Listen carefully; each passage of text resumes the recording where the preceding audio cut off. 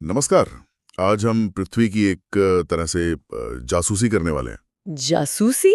ये तो दिलचस्प लग रहा है। हाँ, मतलब कुछ सुरागों को जोड़कर ये पता लगाएंगे कि हिमालय इतना ऊंचा क्यों है या जापान में इतने भूकंप क्यों आते हैं।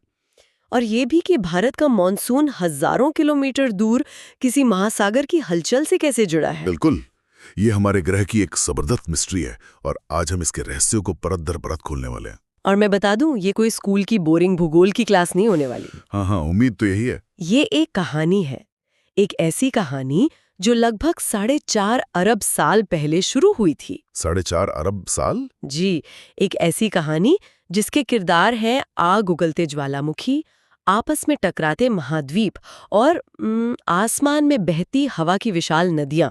4.5 अरब साल, ये सुन के ही मेरा तो दिमाग घूम गया। मतलब अगर धरती का पूरा इतिहास एक 24 घंटे का दिन हो तो हम इंसान तो शायद रात के 12 बजने से ठीक 1 सेकंड पहले आए होंगे। बिल्कुल सही सोचा आपने। तो चलिए इस कहानी को बिल्कुल शुरू से शुरू करते हैं। हमारी पृथ्वी बनी कैसे? देखिए, विज्ञान की दुनिया में इसकी सबसे मशहूर कहानी है निब्यूला हाइपोथेसिस। ओके।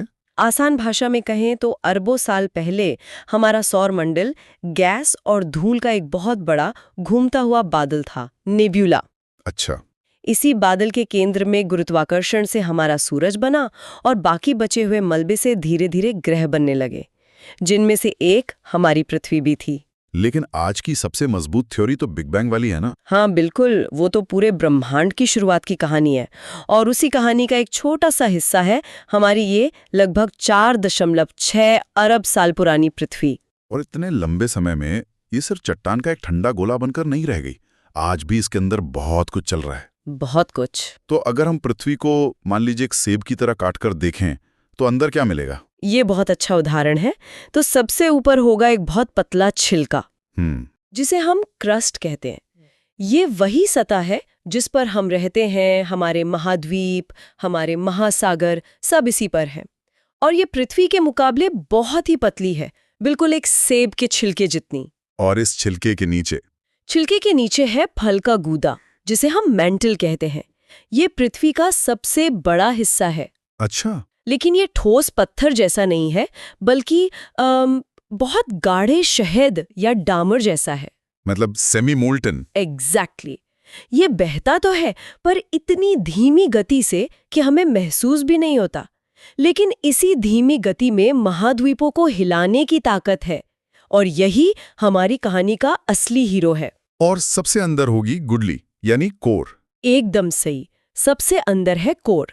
ये निकल और लोहे जैसी भारी धातुओं से बना है और अविश्वसनीय रूप से गर्म है। कितना गर्म? लगभग सूरज की सतह जितना। क्या बात कर रही है? जी, इसका बाहरी हिस्सा पिघला हुआ तरल है और अंदरूनी हिस्सा ठोस। और यहाँ सबसे दिलचस्प बात यह है कि कोर का यही पिघला हुआ हिस्सा एक विशाल डायनामो की तरह काम करता है। डायनामो? हाँ, जो पृथ्वी का चुंबकीय क्षेत्र मतलब मैग्नेटिक फील्ड बनाता है। ये एक अदृश्य सुरक्षा कवच है, एक सुपर हीरो शील्ड जो हमें सूरज से आने वाले खतरनाक रेडिएशन से बचाती है। कमाल है। तो हमारे पास एक छिलका यानी क्रस्ट, गूदा यानी मेंटल और एक गुठली कोर है। आपने कहा कि मेंटल में महाद्वीपों को हिलाने की ताकत है। ये सोचना ही अजीब है कि हम एक ऐसी जमीन पर बैठे हैं जो नीचे बहते लावा पर तैर रही है। यहीं पर शायद प्लेट टेक्टोनिक्स का सिद्धांत आता है। आपने बिल्कुल सही नस पकड़ी है। प्लेट टेक्टोनिक्स का सिद्धांत भूगोल का यूरिका मूवमेंट था। हाँ, यूरिका मूवमेंट? हाँ, मतलब दशकों से वैज्ञानिक अलग अलग पहेलियां सुलझा रहे थे। कहीं भूकंप, कहीं ज्वालामुखी, कहीं ऊंचे पहाड़। प्लेट टेक्टोनिक्स ने आकर अचानक उन सब टुकड़ों को जोड़ दिया। अच्छा, मतलब सारी डॉट्स कनेक्ट हो गई? बिल्कुल, दुनिया की सबसे बड़ी घटनाओं के पीछे का एक ही कारण बता दिया। ये एक मास्टर की तरह है जो कई ताले खोल देती है। तो ये मास्टर की काम कैसे करती है? ये प्लेट्स आखिर हैं क्या? ये सिद्धांत कहता है कि पृथ्वी का बाहरी छिलका यानी क्रस्ट वो एक साबुत टुकड़ा नहीं है। ओके। ये एक टूटे हुए अंडे के छिलके की तरह कई बड़े और छोटे टुकड़ों में बटा हुआ है। इन्हीं टुकड़ों को हम टेक्टोनिक प्लेट्स कहते हैं। और ये प्लेटें तैर रही हैं? हाँ, ये प्लेटें नीचे मौजूद उस गाढ़े शहद जैसे मेंटल पर बहुत धीमी गति से तैर रही हैं, लगभग उतनी ही गति से जितनी तेजी से हमारे नाखून बढ़ते हैं। और ये प्लेटें दो तरह की हैं, एक वो जिन पर महाद्वीप हैं और दूसरी वो जिन पर महासागर। जी, महाद्वीपीय प्लेटें मोटी, लेकिन हल्की होती हैं, जैसे फोम का टुकड़ा, और महासागरीय प्लेटें पतली लेकिन भारी होती हैं, जैसे पत्थर का टुकड़ा। और जब ये तैरते हुए टुकड़े आपस में टकराते हैं या एक दूसरे से दूर जाते हैं, तभी धरती पर असली ड्रामा होता है। अच्छा, तो यहीं से भूकंप और ज्वालामुखी की कहानी शुरू होती है। जब ये प्लेटें टकराती हैं तब क्या होता है? ये इस पर निर्भर करता है कि कौन सी प्लेटें टकरा रही हैं। मान लीजिए एक भारी महासागरीय प्लेट और एक हल्की महाद्वीपीय प्लेट में टक्कर होती है, तो भारी वाली प्लेट हल्की प्लेट के नीचे धंस जाएगी। इस प्रक्रिया में भयंकर दबाव बनता है, चट्टानें पिघलती हैं और ज्वालामुखी फटते हैं। और अगर दो हल्की महाद्वीपीय प्लेटें टकराएं तो, जैसे भारत की प्लेट? बिल्कुल, जैसे भारतीय और यूरेशियन प्लेट, जब ये टकराई तो कोई भी नीचे नहीं धंसी। अच्छा। यह दो कारों की आमने सामने की टक्कर जैसा है। दोनों मुड़कर ऊपर उड़ जाती हैं और इसी धीमी गति की टक्कर ने करोड़ों सालों में हिमालय जैसे विशाल पर्वतों को जन्म दिया है। और जाहिर है इस टकराव से इन इलाकों में बहुत शक्तिशाली भूकंप भी आते होंगे। निश्चित रूप से। ठीक है, तो प्लेटों के टकराने से हिमालय बन गया, लेकिन जब वे एक दूसरे से दूर जाती हैं तो क्या वहां एक बड़ी खाई बन जाती है? बिल्कुल, जब दो प्लेटें एक दूसरे से दूर खिसकती हैं तो नीचे से गर्म मैग्मा ऊपर आकर उस खाली जगह को भर देता है। और फिर वो ठंडा हो जाता है। हाँ, और ठंडा होकर नई जमीन बनाता है। ये प्रक्रिया ज्यादातर समुद्र के नीचे होती है, जहां इसने मध्य महासागरीय कटक नाम की एक विशाल पर्वत श्रृंखला बना दी है। मैंने इसके बारे में पढ़ा है, ये दुनिया की सबसे लंबी पर्वत श्रृंखला है ना? जी हाँ, लेकिन इसे देखने के लिए आपको पनडुब्बी लेनी पड़ेगी, क्योंकि ये पूरी की पूरी अटलांटिक महासागर के नीचे छिपी हुई है, एवरेस्ट से भी कहीं ज्यादा लंबी। वाह! और एक तीसरा तरीका भी है, जहां ये प्लेटें सिर्फ एक दूसरे से रगड़ खाती हैं। हाँ, उसे ट्रांसफॉर्म बाउंड्री कहते हैं। यहाँ प्लेटें ना टकराती हैं, न दूर जाती हैं, बस एक दूसरे के बगल से खिसकती हैं। लेकिन ये खिसकना आसान नहीं होता होगा। बिल्कुल नहीं, वे अटक जाती हैं, तनाव बढ़ता है और फिर अचानक जब वो तनाव छूटता है तो जमीन हिल जाती है और विनाशकारी भूकंप आता है। कैलिफोर्निया का सैन एंड्रियास फॉल्ट इसका सबसे खतरनाक उदाहरण है। तो हमने देखा कि जमीन के नीचे की आग और हलचल हमारी दुनिया का नक्शा बनाती है, पर्वत, पठार, मैदान, सब कुछ। लेकिन एक और ताकत है जो हमारे जीवन को हर रोज हर पल प्रभावित करती है, और वो है हमारे सिर के ऊपर का आसमान और उसका बदलता मिजाज। हाँ, यहीं से कहानी जलवायु की शुरू होती है। बिल्कुल, और यहाँ सबसे पहले एक आम गलतफहमी दूर करना जरूरी है। कौन सी?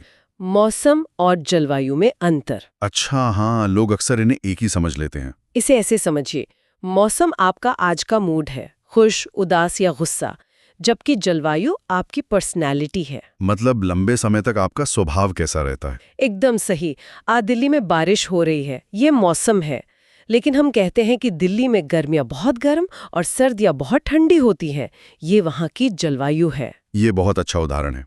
तो किसी जगह की पर्सनैलिटी यानी जलवायु किन चीजों से तय होती है? जैसे शिमला और दिल्ली लगभग एक ही लाइन पर हैं, फिर भी शिमला ठंडा क्यों रहता है? इसके पीछे कई कारण काम करते हैं। सबसे बड़ा कारण है ऊंचाई। जैसे जैसे हम ऊपर जाते हैं, हवा पतली और ठंडी होती जाती है, इसलिए शिमला ठंडा है। जी। दूसरा बड़ा कारण है भूमध्य रेखा से दूरी। जो जगह भूमध्य रेखा के पास है, वहां सूरज की किरणें सीधी पड़ती हैं, इसलिए वहां गर्मी ज्यादा होती है। और समुद्र से दूरी का भी असर होता है। बहुत ज्यादा। समुद्र के पास के इलाकों में न ज्यादा गर्मी पड़ती है, न ज्यादा सर्दी।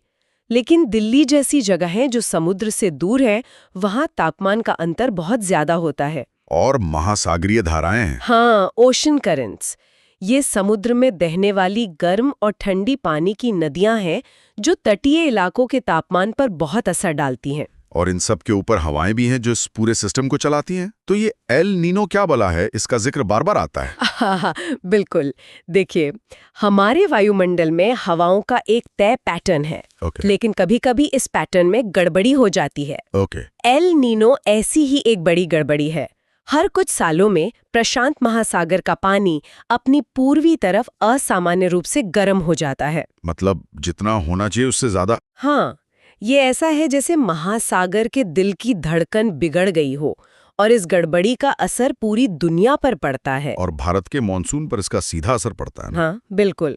एल नीनो का सीधा संबंध भारत में कमजोर मॉनसून और सूखे से है। और इसका उल्टा होता है लानीना? जी, जब पानी सामान्य से ज्यादा ठंडा हो जाता है और ये अक्सर भारत के लिए अच्छा मॉनसून लाती है। एक और चीज है जेट स्ट्रीम, ये क्या है? इसे समझिए आसमान में बहुत ऊंचाई पर बहने वाली एक तूफानी नदी। हवा की नदी। हवा की नदी। ये इतनी ताकतवर होती है कि अगर कोई प्लेन इसकी धारा के साथ उड़े तो घंटों पहले पहुंच सकता है, और अगर इसके खिलाफ उड़े तो लेट हो जाएगा। और यही नदी भारत में मॉनसून को लाने और ले जाने में एक ट्रैफिक कंट्रोलर का काम भी करती है। तो पृथ्वी की ये सभी प्रणालियां, चाहे वो टेक्टोनिक प्लेट्स हों या हवा की नदियां, जब अपने चरम पर पहुंचती हैं तो आपदा बन जाती हैं, जैसे भूकंप, ज्वालामुखी या चक्रवात। सही कहा। प्रशांत महासागर के चारों ओर एक इलाका है जिसे रिंग ऑफ फायर कहते हैं। हाँ, मैंने सुना है इसके बारे में। ये कई टेक्टोनिक प्लेटों का जंक्शन है, इसलिए दुनिया के लगभग 90% भूकंप और 75% सक्रिय ज्वालामुखी यहीं पाए जाते हैं। ये प्रक्रियाएं पृथ्वी के लिए तो सामान्य हैं, लेकिन जब ये इंसानी बस्तियों के रास्ते में आती हैं तो हम उन्हें आपदा कहते हैं। तो इन सभी भौतिक प्रक्रियाओं का पृथ्वी के गर्म कोर से लेकर जटिल जलवायु तक आखिर मतलब क्या है? ये सब हम इंसानों से कैसे जुड़ता है? यहीं पर मानव भूगोल यानी ह्यूमन ज्योग्राफी तस्वीर में आता है। अच्छा। ये इस बात का अध्ययन है कि हम इंसान इस ग्रह पर कहाँ और कैसे रहते हैं। जरा सोचिए, दुनिया की ज्यादातर आबादी कुछ ही जगहों पर क्यों सिमटी हुई है? जहाँ संसाधन ज्यादा हों, पानी, खाना। बिल्कुल, पानी, उपजाऊ मिट्टी और अच्छा मौसम। इंसान हमेशा से वहीं बसा है जहां जिंदा रहने के लिए संसाधन आसानी से मिल जाएं। इसीलिए दुनिया की महान सभ्यताएं हमेशा गंगा, नील या सिंधु जैसी नदियों की घाटियों में ही पनपी। और आज के समय में ये रिश्ता और भी जटिल हो गया है। आज दुनिया की आधी से ज्यादा आबादी शहरों में रहती है। हाँ, शहरीकरण, बेहतर जीवन की तलाश में लोगों का एक जगह से दूसरी जगह जाना, यानी प्रवासन, और वैश्विक व्यापार, इन सब ने पृथ्वी की सतह को पूरी तरह से बदल दिया है। हम सिर्फ प्रकृति के साथ रह नहीं रहे हैं, हम उसे अपनी जरूरतों के हिसाब से बदल रहे हैं। और यहीं पर शायद सबसे जरूरी कड़ी आती है, पर्यावरण भूगोल। ये समझना कि हमारे बदलावों का खुद पृथ्वी पर क्या असर हो रहा है। हाँ, ये इस कहानी का सबसे नया और शायद सबसे चिंताजनक अध्याय है। ग्लोबल वार्मिंग, जलवायु परिवर्तन, ये सिर्फ भारी भरकम शब्द नहीं है। ये हकीकत है। ये इस बात का सबूत है कि हमारी गतिविधियां, जैसे जीवाश्म ईंधन जलाना, पृथ्वी की प्राकृतिक प्रणालियों को इतनी तेजी से बदल रही हैं जितनी शायद पहले कभी नहीं बदली। ये सिर्फ विज्ञान का विषय नहीं है, ये हमारे समाज, हमारी अर्थव्यवस्था, हमारे भविष्य से जुड़ा है। तो हमने पृथ्वी के धधकते हुए कोर से अपनी यात्रा शुरू की, फिर गतिशील महाद्वीपों को देखा, महासागरों और मौसम के मिजाज को समझा, और आखिर में ये देखा कि कैसे हम इंसान इस कहानी का एक अहम हिस्सा बन गए हैं। ये साफ है कि भूगोल सिर्फ नक्शे पर देश और राजधानियां रटना नहीं है, बल्कि हमारे ग्रह को एक जिंदा, सांस लेती हुई, आपस में जुड़ी हुई प्रणाली के रूप में समझना है। और ये हमें एक बहुत जरूरी सवाल पर लाकर छोड़ता है, सतत विकास, सस्टेनेबल डेवलपमेंट। मतलब ऐसा विकास जो भविष्य का भी ध्यान रखे। हाँ, ऐसा विकास जो आज की जरूरतें पूरी करे लेकिन आने वाली पीढ़ियों के हक से समझौता न करे। जैसे जैसे हमारी गतिविधियां पृथ्वी को नया आकार दे रही हैं, हमें यह सोचना होगा भूगोल के वो कौन से नियम हैं जिन्हें हम आज पत्थर की लकीर मानते हैं, जो अगली सदी में बदल सकते हैं। जैसे कि क्या हमारी नदियां अपना रास्ता बदल देंगी? क्या हमारे तटीय शहर हमेशा के लिए पानी में डूब जाएंगे, या क्या हमारे जलवायु क्षेत्र खिसक कर कहीं और चले जाएंगे? पृथ्वी अपनी कहानी लिख रही है और अब कलम हमारे हाथ में है। ये एक ऐसा विचार है जिस पर हम सभी को सोचना चाहिए।